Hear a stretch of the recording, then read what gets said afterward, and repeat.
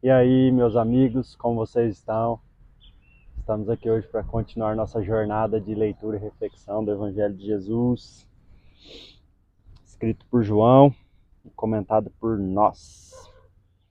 Por que por nós? Porque é muito importante que você faça a sua leitura e a sua própria reflexão.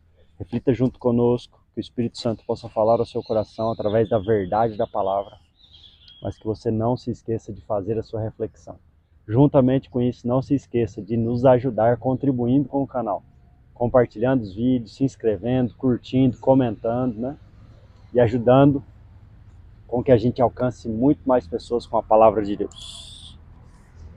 Bora para mais uma leitura hoje. Nós vamos finalizar o capítulo 11. Vamos ler do versículo 45 até o 57. Diz assim a palavra de Deus: Muitos dos judeus que tinham vindo visitar Maria, vendo o que Jesus havia feito, creram nele. Outros, porém, foram até os fariseus e lhes contaram o que Jesus havia feito.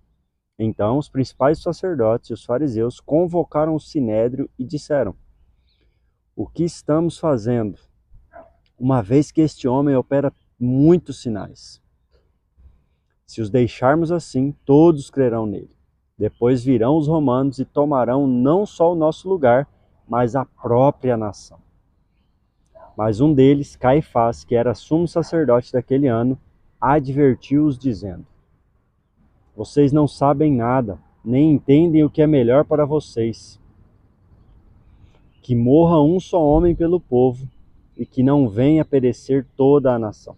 Ora, Caifás não disse isso por conta própria, mas sendo sumo sacerdote daquele ano, profetizou que Jesus estava para morrer pela nação.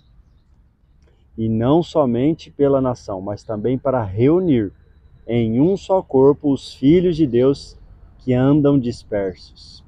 Desde aquele dia resolveram matar Jesus. Assim sendo, Jesus já não andava publicamente entre os judeus, mas retirou-se para uma região vizinha ao deserto, para uma cidade chamada Efraim, onde permaneceu com seus discípulos.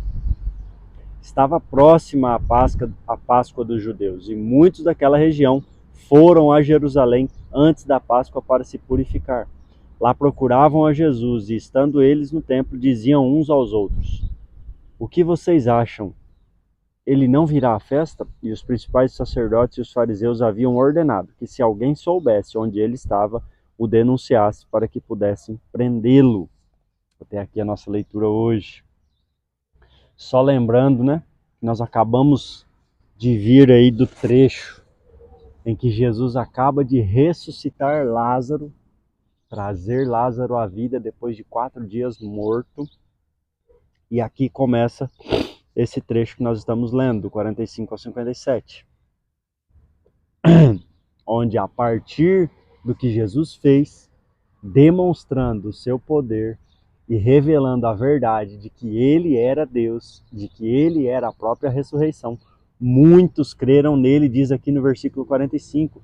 E no 46, nós vemos aqui, né, 45 e 46, dois grupos que viram a mesma coisa, mas que tiveram atitudes totalmente diferentes. A primeira atitude foram dos que creram em Jesus, por conta dos seus sinais e de tudo que ele havia falado. E o segundo, tiveram uma atitude oposta a essa. Foram contar aos fariseus e aos sacerdotes, né, os principais líderes religiosos da época, considerados Jesus como um inimigo, e foram contar a eles o que Jesus tinha feito para que se fizesse alguma coisa com Jesus. Então nós vemos já de cara essas duas informações muito importantes para nós. Diante de tudo que Jesus fez, dois grupos se dividiram. E detalhe muito importante, os dois grupos estavam debaixo da vontade de Deus. A vontade de Deus era que muitos crescem ali, mas a vontade de Deus tinha que se cumprir com o que aconteceria com Jesus. Olha no versículo 48. Se o deixarmos assim, todos crerão nele. Depois virão os romanos e tomarão não só o nosso lugar, mas a própria nação. E aí eu pulo para o versículo 53. E desde aquele dia resolveram matar Jesus. E aqui nós vemos, meus queridos, que a partir do último sinal de Jesus, dos 7 sinais aqui de João, que foi a ressurreição de Lázaro, que representava aquilo que ele era e o que aconteceria com ele, a partir daí, definitivamente, eles começaram a procurar matar Jesus com muita intensidade e com toda a intenção deles, né? E o que tem a ver esse versículo 48 e o 53 com a nossa reflexão hoje? Versículo 48, nós podemos ver a ilustração do pecado do homem, a manifestação do que o pecado faz na vida do homem. E o que é isso, né? Eles só estavam pensando em si próprios. Eles só estavam pensando naquilo que favorecia ou que tinha a ver com a vida deles. Porque eles estavam preocupados com perder a sua posição religiosa política, com o seu poder político religioso e com a sua posição que eles tinham, né? Tamanha era a ignorância dos líderes religiosos quanto a Jesus, que não conseguiam enxergar o que estavam fazendo, só conseguiam se enxergar. E o medo de perder a sua posição política, religiosa e geográfica, né? O tempo todo, os religiosos estavam preocupados com si mesmos e com seus interesses próprios. Essa é a manifestação real do pecado dominando a vida do homem. O pecado quando domina a vida de um homem, a minha vida, a sua vida, ou de qualquer pessoa, ou desse exemplo aqui em específico, é isso que ele manifesta. Esse nível de egoísmo ao ponto de chegar nisso que estamos vendo aqui. E eu gostaria de refletir com vocês, lembrando de algo que eu já falei aqui em algum dos vídeos, sobre o significado da palavra pecado. Vocês lembram o que é o significado da palavra pecado? O significado original da palavra pecado significa errar o alvo. Que alvo, né? O alvo é Deus, ir em direção a Deus. E errar o alvo é não ir em direção a Deus, mas ir em direção contrária a Deus. Ou seja, ao invés de obedecer a Deus, desobedecer a Deus. A exemplo da origem de todas as coisas, em que Deus cria o homem, e o homem, em sua desobediência, nós chamamos de queda, né? Em que ele cai no pecado, desobedece a Deus. É exatamente isso, a raiz do pecado e o entendimento que temos e a consequência dele, assim como no versículo 48, é isso, pensar em si mesmo, ser dono de si, querer ter poder sobre a sua própria vida sem ter capacidade para isso.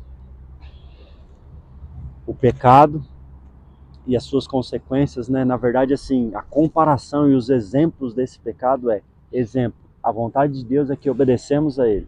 E o pecado é o contrário de desobedecer a Deus. A vontade de Deus é que vamos em direção a Ele, se aproximar dEle. E o pecado faz com que nós vamos em direção contrária a Deus, ou seja, nos afastamos de Deus. E essa era uma das ênfases muito importantes que eu gostaria que nós pensássemos aqui, sobre a manifestação do pecado na vida desses homens. Mas que isso era a vontade de Deus. Como assim? Na soberania de Deus, onde já havia sido profetizado tudo o que aconteceria na vida de Cristo, sobre o seu nascimento, sobre o seu crescimento, sobre os seus ensinamentos, sobre o seu sofrimento, sobre a sua morte e crucificação.